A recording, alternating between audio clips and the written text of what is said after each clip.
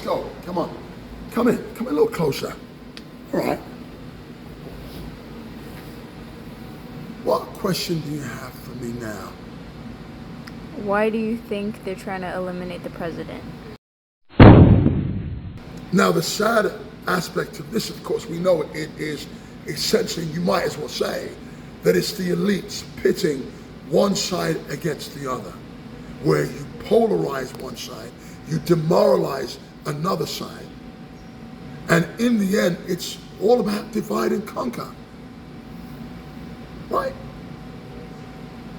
Now, we can agree to disagree, but I do have a theory, and I might be wrong. Now, here's what I'm thinking. What if the federal government was a design of Karl Marx? And that the idea was for the federal government to be inefficient, slow, just almost grinding to a halt. Because ultimately they don't want to pull the levers to make it work, so that way it is dysfunctional. A bureaucracy that remains inside the wheels of power, hiding in the shadows whenever a new president is elected.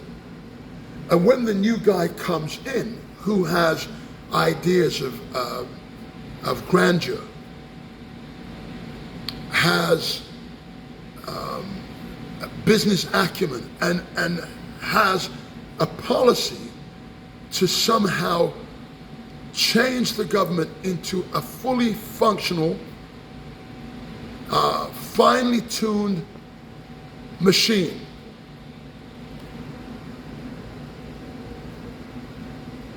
If that goes against your moral values, if you even have it,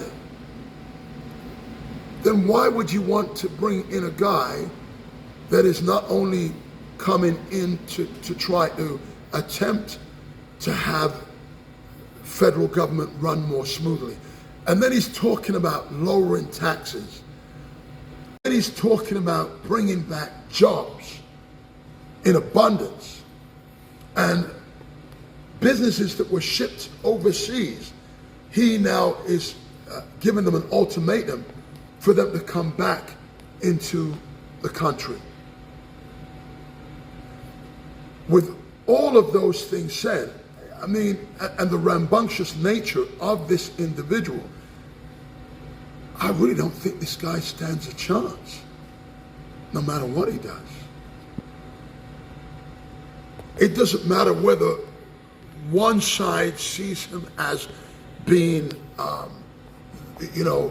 a saint, a man that they voted for overwhelmingly to change the country back to something closer to what meets their Christian values. Something that aligns more, not only with their conscience, but aligns with the Constitution. Meanwhile, the other side want to set the Constitution on fire. They love the chaos. They love the mayhem. After all, they are nihilists to a large extent, but they're also activists.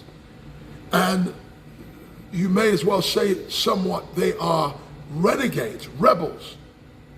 And they would rather burn the house down of the president than see it succeed.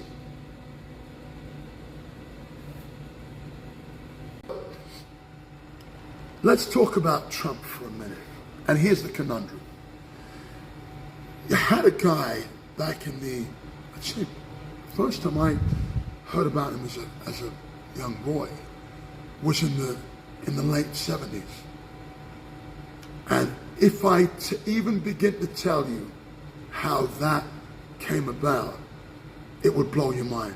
So I'm going to come back to, I'm going to come back on that subject another time.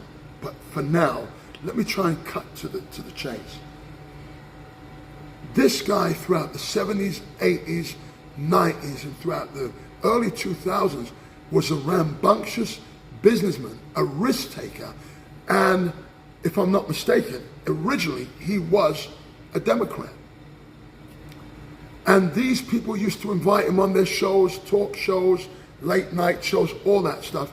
And from what I remember, this guy was a guy that was beloved by rappers and the business world, TV shows. They couldn't get enough of this guy. This guy was even in movies and stuff. So, look, all of a sudden, this guy decides to run as a Republican. They all know him as a straight shooter and a straight talker, but now all of a sudden, history has been rewritten. This guy is now a spy for Russia. I heard that he was Putin's, you-know-what, Putin's puppet. That's the nicer version of what I was going to actually say. He had lots of women's infidelity. He was someone that apparently even messed around with young ladies, young girls. Now, the interesting thing is, back in that time, I had never heard anything of the sort. Nothing of the sort. So all of a sudden, this guy runs for office. And now, the only thing I'm waiting for them to tell me is that he was the head of the Cosa Nostra. The guy was a mafia boss. We've heard how many times the guy was bankrupt.